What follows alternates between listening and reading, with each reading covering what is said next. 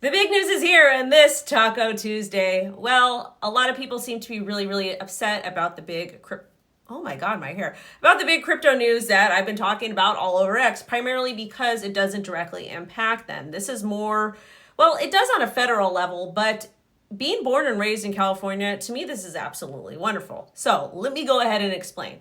The big news was that former majority leader Ian Calderon is running for California governor. One of the things about Ian Calderon is I actually had him on the show way back in 2018, 2019. And the reason why is because he is a pro Bitcoin crypto blockchain person in general. And this started way back in 2016. It didn't just come out right now.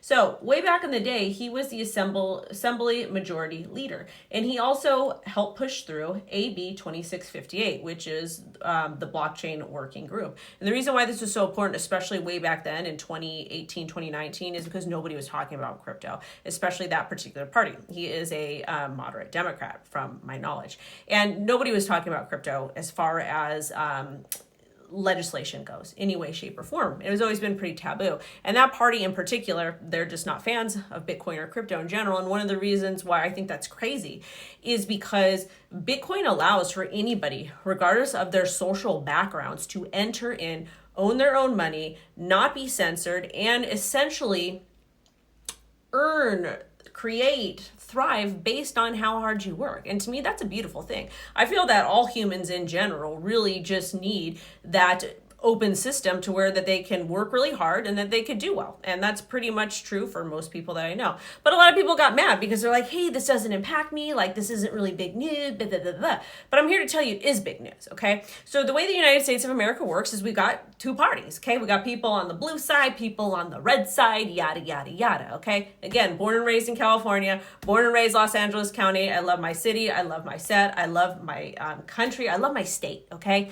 I really love my state, and I'm not going anywhere. So if I'm not going to go anywhere, I need to do the same thing I did during this last election, is I am going to vote for pro-crypto, or I'm going to look into candidates that are pro-crypto and then decide the best option. California is a little bit different because there's lots of social issues at play, and I got a baby and family, etc. But moral of the story is, crypto has allowed me to really kind of thrive. It's allowed me to help my community. It's allowed me to help my daughter, and it's allowed me to help myself to become a better person. And most people have turned to Bitcoin.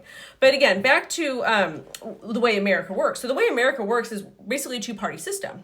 And the blue and the red do have to come together and show bipartisan support to pass certain laws and bills or just anything in general. And the easier it is for them to agree on something, the less it costs taxpayers. And that's exactly what we want. We want to make it to where we are more civil in the United States of America, to where we can get stuff approved. And again, coming from California and actually having somebody that is pro-Bitcoin, pro-crypto, pro-blockchain, that does have a track record of kind of going against the grain is absolutely wonderful. Now, it's still a pretty long process. Things might change. And again, I still need to learn a little bit more about different social policies and that type of thing, because again, that does matter for me. But at the end of the day, I am a pro-Bitcoin, a pro-crypto person, and that's how I voted in the last election. Now, some of the important quotes from the space that we were on earlier today from Ian was, I believe California should be holding Bitcoin on its balance sheet. I agree with that. I'm going to make sure we hold Bitcoin on our balance sheet. Good. I need to see that happen. That's very important. He also talked a little bit about the wildfires and what would have happened if, I want to say it was the mayor of San Diego actually purchased Bitcoin way back then, and how much that would have really kind of impacted everything in a positive manner. You guys remember the story about Germany when they dumped their Bitcoin holdings and they could have made billions and billions of dollars.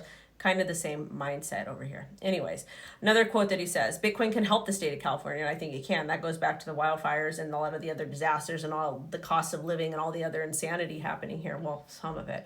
But really, if you have reserves, especially a good reserve asset like Bitcoin, I mean, look at MicroStrategy, for example, you could take out debt, collateral, whatever that is, that could help the people of California, especially tax-paying Americans. Also, he says, I'm going to protect the right to self-custody.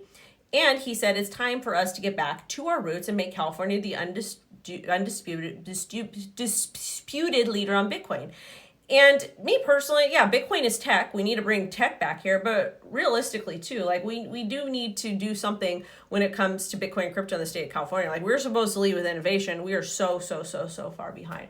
So moral of the story is like, I am pro Bitcoin. I am pro crypto. That's how I navigate a lot of these things, but the social issues still do matter to me. And I understand that a lot of you aren't going to agree about the importance of this announcement, getting a pro crypto person that's racing, especially in California, because you're not from here, because it doesn't directly impact you. But long term, it does impact you, because if we can get bipartisan support for Bitcoin strategic reserves on the federal level, state level, just all of that in general, it really just helps Americans as a whole. And again, at the end of the day, I know things are very politically divisive, but if we can, use this term called compromise and hear the other side, you don't have to agree, but we can make this place better for our kids, our families, our communities, and for future generations. So congratulations to Ian. Shout out to everybody in California. And yeah, still a lot of work to do as far as understanding what's next and what other policies he's going to be bringing to the table